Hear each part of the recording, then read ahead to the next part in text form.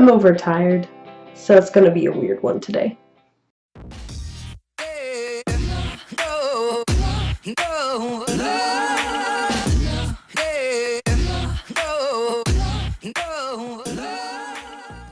I got vanilla Coke, I got vanilla Coke. I don't know what that song was, but I got vanilla Coke and I'm happy about it.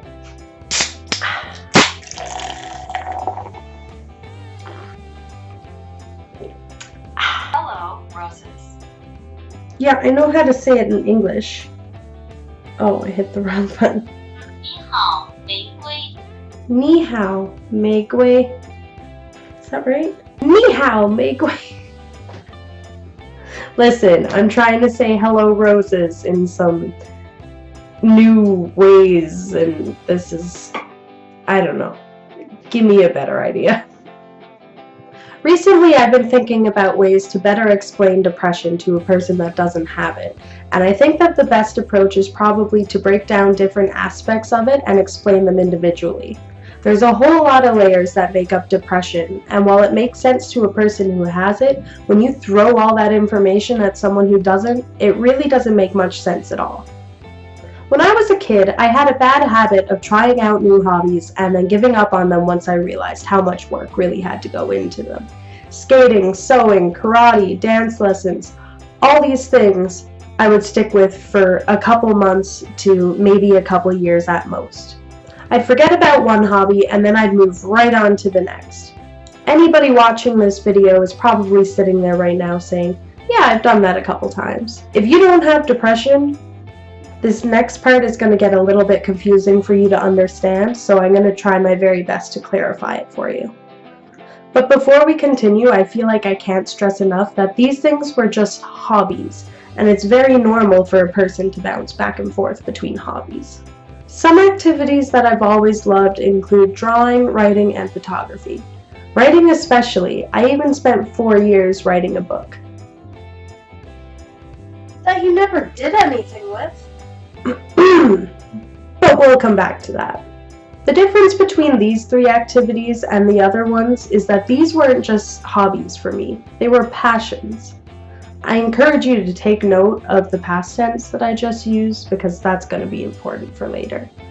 Now, if you're unclear on the difference between a hobby and a passion, a hobby is defined as an activity done for pleasure during one's leisure time, and a passion is defined as the suffering and death of wrong one. A strong and barely controllable emotion. So basically, a hobby is something you enjoy, but a passion gives you overwhelming feelings of joy. Now, I knew that these activities were passions of mine, not just because of the joy that I felt while doing them, but also because I never really needed the motivation to do them. I just always wanted to. No matter how hard it got, no matter how much learning I still had to do, I kept pushing myself because I believed that I could do amazing things with these activities. I believed that I could take stunning photographs, I would be a great artist, and one day I would write a book that would change the way people think. Every free minute I had went to one of these 3 activities. Enter shady old guy that always gives you sideways glances that nobody else seems to notice. Or as I like to call him, depression. When I was 15, I started to notice signs that I might have depression. It didn't happen all at once, so I wasn't sure at first, but eventually it became clear. You can click somewhere up here for the whole backstory on that. One of the last signs that I took notice of, and that really only started as recently as a few years ago, was that over time, since my depression was going untreated, that spark that would light a flame whenever I picked up a pencil or a camera or sat in front of an open document, that flame had begun to fizzle out. You stop that, okay? I see that I'm losing you. Just hear me out. This is not the same thing as losing motivation or losing inspiration. There are plenty of ways that you can easily get those things back. The internet is full of tricks to inspire you or get you motivated for whatever it is that you want to do. But the internet cannot give you back your passion.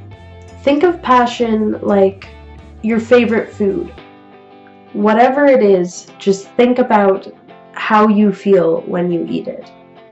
Really think about it, because we do take that feeling for granted. The smell hits you with a wave of nostalgia. Your taste buds tingle the first bite that you take. And it can instantly make a sour mood better. You can never get enough of it. Now imagine that one day, though seemingly nothing has changed, you bite into this favorite food and it just tastes bland. There's no flavor. You don't like it or dislike it anymore. You just couldn't be bothered to care. But sometimes you think about that great taste and great feeling when you used to eat it.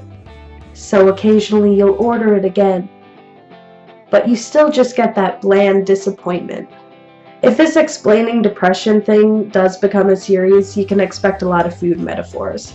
I'm a foodie, okay, and that is a passion I am never going to lose. I'm not sure that I would call binge eating away my sorrows a passion. Losing a passion can be gut-wrenching. I spent 4 years writing a book, designing a cover, stressing myself out over editing to the point where I was nearly in tears, and rewriting. I'm sure that probably looked weird to you guys, but I guarantee you that is the rage that any writer feels when they're working on a book. I put my heart and soul into that book. And I was in the final stretch on the last rewrite when suddenly my brain went against my heart and decided that the whole story just fell flat. A few nights ago, I sat down for the first time in a long time and tried to make myself write. I lasted 5 minutes, but that's 5 minutes more than I did the day before. And though I can't put them into words yet, ideas have been rolling around in my head ever since. I am in a better place with my depression now than any other time in the last couple of years.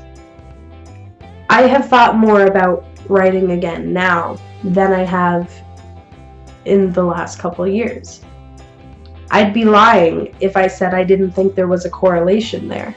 Passions, true passions, are not a dime a dozen. When you lose it, it's no exaggeration to say you lose a piece of yourself. Depression does that. It takes little pieces over time. But that's not to say we can't get those pieces back. Sometimes it just means we've got to put up a fight. Kick shady old guy in the nuts. Did I say that? Oh my god. Oh, I don't know if I want to leave that in the video, but I'm probably going to. Well, that's it for this video, roses. I could go on and on about kicking depression in the nuts, but you get the point that I'm trying to make, so I'll save the rest for another video. Let me know what you thought about this one, though.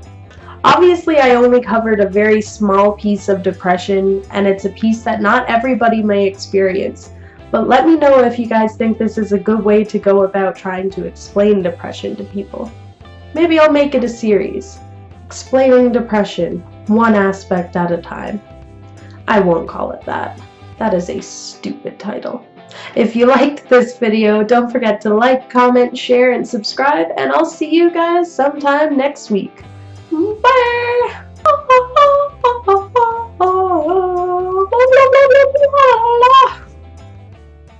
Nailed it.